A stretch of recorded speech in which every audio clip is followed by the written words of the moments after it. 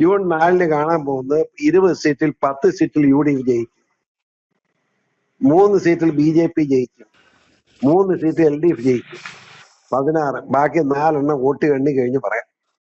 Suspension ഉള്ള ഏതൊക്കെയാന്ന് ചോദിച്ചാൽ നമ്മുടെ അത് ഒരു സെക്കൻഡ്, അതായത് 4 സീറ്റിൽ 2 വരെ വേണമെങ്കിൽ BJP 5 ആകാനുള്ള സാധ്യത തള്ളിക്കളയേണ്ടെന്ന.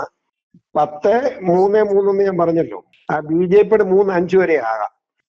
അത് ഈ ടൈറ്റ് വരുന്ന ഏതാ വെച്ചാൽ ഇപ്പൊ ഉദാഹരണം പറഞ്ഞാൽ ടൈറ്റ് വരുന്ന മാത്രം പറയാം. ഇപ്പൊ കണ്ണൂർ, അത് സുധാകരനും MP ജയരാജനും തമ്മിലുള്ള വോട്ടെണ്ണാതെ പറയാൻ പറ്റില്ല. രഘുനാഥ് നല്ല കാൻഡിഡേറ്റ്, അതുകൊണ്ടാണ്. പിന്നെ അതുപോലെ തന്നെ നമുക്ക് ഈ പാലക്കാട് ശ്രീകണ്ഠനും വിജയരാഘവനും പിന്നെ ശ്രീ കൃഷ്ണകുമാറും ഉണ്ട്. കൃഷ്ണകുമാർ വളരെ മിന്നലോട്ട് വന്നിട്ടുണ്ട്, അതുകൊണ്ട് വോട്ടെണ്ണാതെ പറയാൻ പറ്റില്ല. പിന്നെയുള്ള ഒരു ടൈറ്റ് ആയിട്ട് ഞാൻ കാണുന്ന ഏതാന്ന് ചോദിച്ചാൽ ആലപ്പുഴ നമ്മുടെ ശോഭാ സുരേന്ദ്രൻ വളരെയധികം മുന്നോട്ട് വന്നിട്ട് സ്ത്രീകളുടെ പിന്തുണ മേടിച്ചിട്ടുണ്ട്. ഈ ആരിഫ് നോക്കും വേണുഗോപാൽ ജയിക്കുന്നായിരുന്നു റിപ്പോർട്ടെങ്കിലും അതിപ്പോ തകർന്നിട്ടുണ്ട്.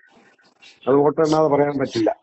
പിന്നെ 100% വിജയം പറഞ്ഞിരുന്ന അടൂർ പ്രകാശ് കുഴപ്പത്തിലായി. ജോയി ഒരു നല്ല MLA എന്ന പേരുണ്ട്.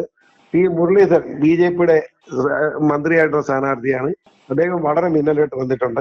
ഈ രണ്ടുപേരും വലിയ വോട്ട് പിടിക്കുമ്പോൾ അടൂർ പ്രകാശ് പോകും. ഇവരിലാരാന്നുള്ളത് ടൈറ്റ് മത്സരമാണെന്ന് എന്റെ അഭിപ്രായം. തൃശ്ശൂരും തിരുവനന്തപുരത്തും പിന്നെ എവിടെയാണ് BJPക്ക് ജയിക്കാൻ സാധ്യത പറയുന്നത്? പത്തനംതിട്ട 100% ജയിക്കും. എനിക്കറിയില്ല, അത് ആ ഒരു രാഷ്ട്രീയ കക്ഷി എന്ന നിലയിൽ ആളുകളെ സ്വീകരിക്കാൻ ആഗ്രഹിക്കുന്നെങ്കിൽ ഇങ്ങനെ വിവാദങ്ങൾ ഉണ്ടാക്കാതിരിക്കാൻ നല്ലതെന്നാണ് എന്റെ അഭിപ്രായം. മനസ്സിലായില്ലേ? കാരണം അതിനകത്ത് ശോഭയുടെ ഉദ്ദേശം എന്താണെന്ന് എനിക്ക് അറിയില്ല. ചിലപ്പം ജയരാജനെ കിട്ടില്ല എന്ന് ബൂത്ത് വേണ്ട അയാളെ മാറ്റിക്കാൻ ശ്രമിക്കുന്നതാണോ എന്നും എനിക്ക് സംശയമുണ്ട്.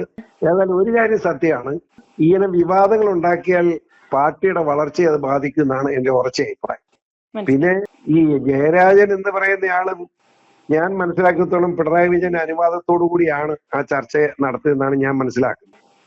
പിണറായി വിജയൻ പണ്ട് ഒരു ഉദാഹരണം പറഞ്ഞ VK നയനാരുടെ കാലത്ത് CPM പാർട്ടി കോൺഗ്രസിന് ഒരു ബദൽരേഖ വന്നു. നയനാരാണ് ബദൽരേഖ ഉണ്ടാക്കിയത്, പക്ഷെ അത് അവതരിപ്പിച്ച MP രാഘവൻ. പാർട്ടി കമ്മിറ്റി ചർച്ച വന്നു കഴിഞ്ഞപ്പോഴത്തേന് എല്ലാവരും ആ ബദൽരേഖയ്ക്കെതിരായി തീരുമാനം എടുത്തു കഴിഞ്ഞപ്പോഴത്തേന് നയനാരും ആ ബദൽരേഖയ്ക്കെതിരായി സ്റ്റാൻഡ് എടുത്തു. MP രാഘവൻ പുറത്തും പോയി, നയനാരകത്തും വന്നു.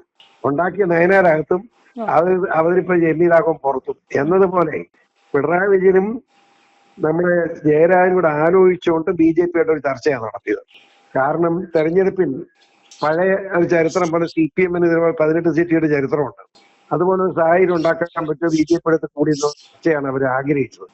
പക്ഷേ ഞാൻ മനസ്സിലാത്ത ചർച്ച പൊളിയാൻ കാരണം BJPക്ക് ഒറ്റയ്ക്ക് ജയിക്കാവുന്ന സീറ്റുകൾ മുഴുവൻ അവർക്ക് വേണമെന്ന് കൊടുത്തിട്ട് ഒത്തുതീർപ്പുണ്ടാക്കിയിട്ട് കാര്യമുണ്ടോ? എന്തോന്ന് BJP പറഞ്ഞു. അതുകൊണ്ട് അത് പൊളിഞ്ഞു പോയി.